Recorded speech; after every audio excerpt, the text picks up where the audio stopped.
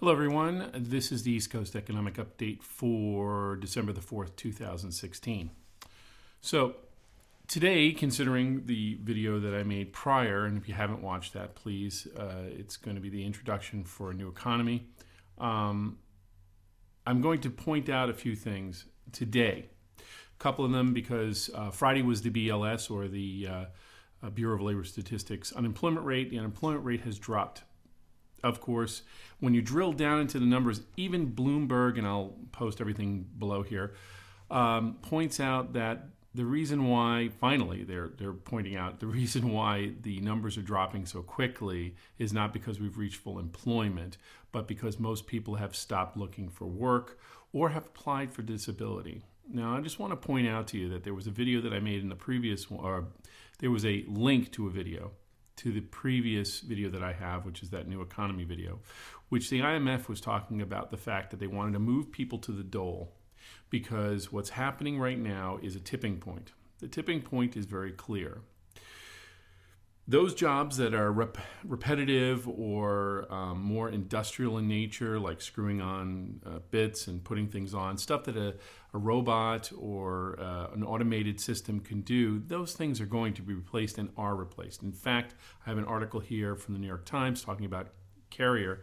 Even though, and this is a non-political discussion here, but even though the president-elect got Carrier to hold on to those 1,000 jobs as opposed to the full 2,000 jobs. The reason for that was their original plan, and if you, like I said, read the article, the original plan was that they were going to automate 1,000 positions. They were going to completely automate in the Indiana office and move the rest of the other 1,000 employees that do a little bit more technical work down to Mexico. So what they've done now is basically made a promise, or it indicates that it's so, that they're going to save the 1,000 people because the president-elect is going to give them some kind of deal, but that's only going to hold off for 18 months. The reason why it's holding off for 18 months is based on Moore's Law. If you want to look that up, I'll put that in the hyperlink here. In another 18 months, those 1,000 jobs are going to be automated and they don't need to go to Mexico. So the issue here is, and sadly so, is no matter who won the election this year, whoever's president in this cycle is going to be seen as the bad guy. He's going to be seen as the Herbert Hoover, regardless of who won. The reason for it is because we've reached a tipping point, and even now, if you're looking for a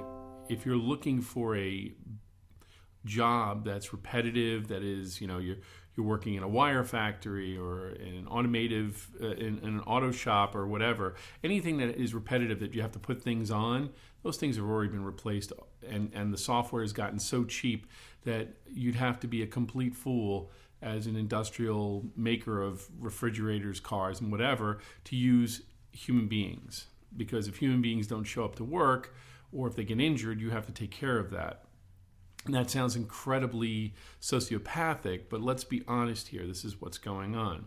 What we're going to find out here, and I will leave the links for you, is that there is, if you're thinking of becoming a bricklayer, ladies and gentlemen, or you're thinking that your job is going to be something other than automated or cottage industry, those jobs are going to be gone within the next 18 months.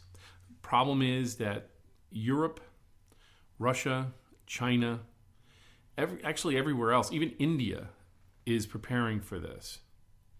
The only people that are not and have their heads in the sand, unfortunately, are us.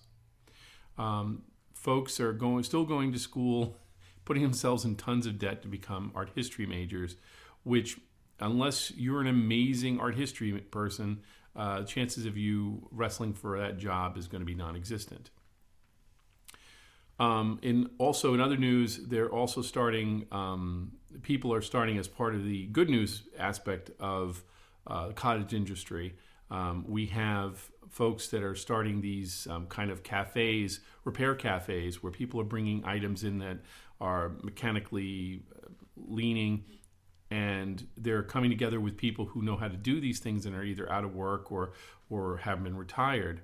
And this is the sort of gap process that we're getting involved in. Also, there is a transitional economy that's occurring between the post-industrial and what will become the nanotech non-scarcity model, as I'm referring to. And that middle line, that middle rock between that river, is called the gig economy. Now, if you don't know what a gig economy is, I will put the link there. But to give you the abbreviated version,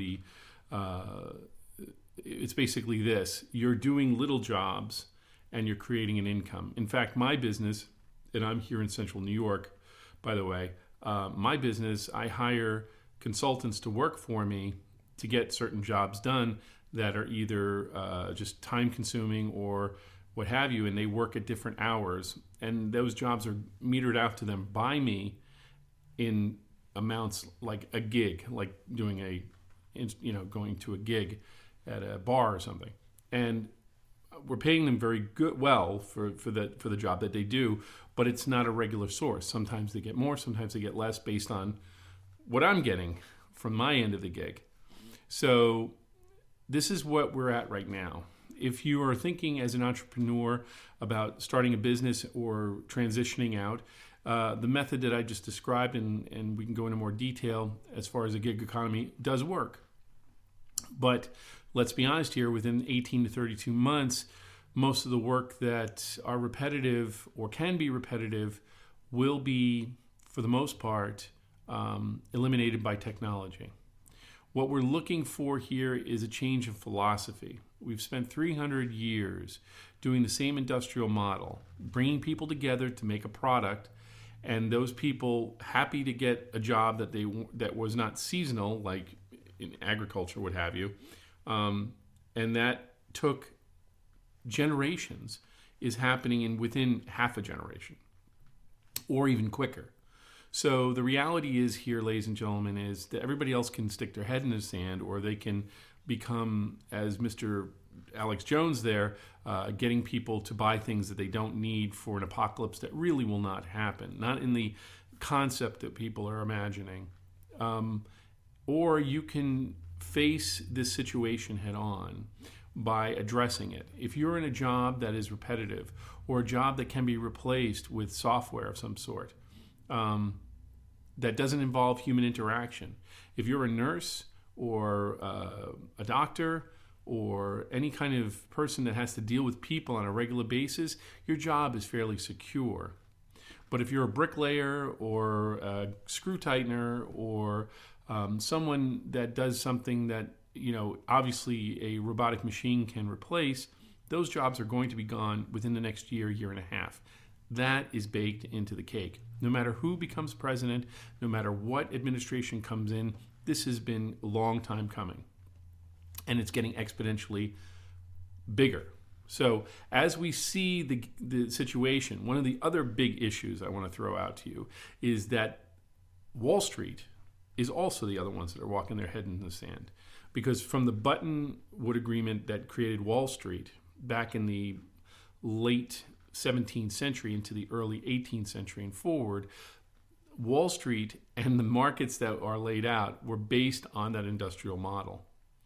Without that industrial model, their idea and process of capitalism is going to implode. Now, I'm not saying that Wall Street will disappear altogether, but people who have been putting investments in for retirement and so forth, and putting it into sure and solid businesses such as GM, such as Carrier, and the like, you are going to be hard up. Because the moment we get so automated, the question always begs, well, where's the consumer? In a capitalist society in which we work, there is the manufacturer ultimately and all the mechanisms there, and the consumer who buys it at the retail level. Once the manufacturer no longer has anyone to work that option, the question is, well, how do these people get paid? And what are their mentality about production? If we're using 3D printers to produce items like shirts and glasses and eventually meat and cheese and stuff like that, if we can get down to the micro molecular level, eventually you're just buying software, and you can just keep using that software over and over again. Where is the capitalist economy in that? It's not going to exist in the way we understand it today. But the methodology here, ladies and gentlemen, why I'm making this video and why I will be continuing to making other videos to give you updates and discuss things, is to give you the tools to basically ride out and improve your situation. Because there is a light at the end of the tunnel. It's whether or not you want to take on what is coming and use it in a positive manner, or you'd wish to assume that it's the enemy or the four horsemen of the apocalypse or whatever, and believe that this thing is going to basically create a Terminator model for your life, and that's not going to happen. History and science show that as we get more able and understand things like chemistry and biology and physics, we improve our lives.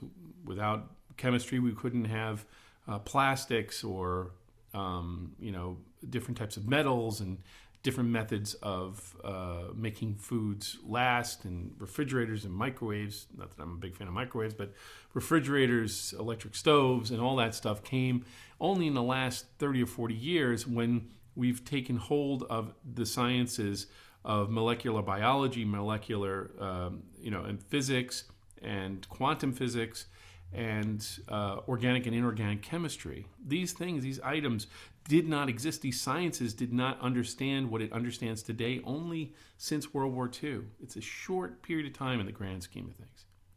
And there was no great apocalypse there. Unless you mean apocalypto, which means an awakening, then there was a big awakening there. An understanding of how we can control nature and how we can work and use products that we can create out of that nature to better our lives. This is the next apocalypto, another awakening.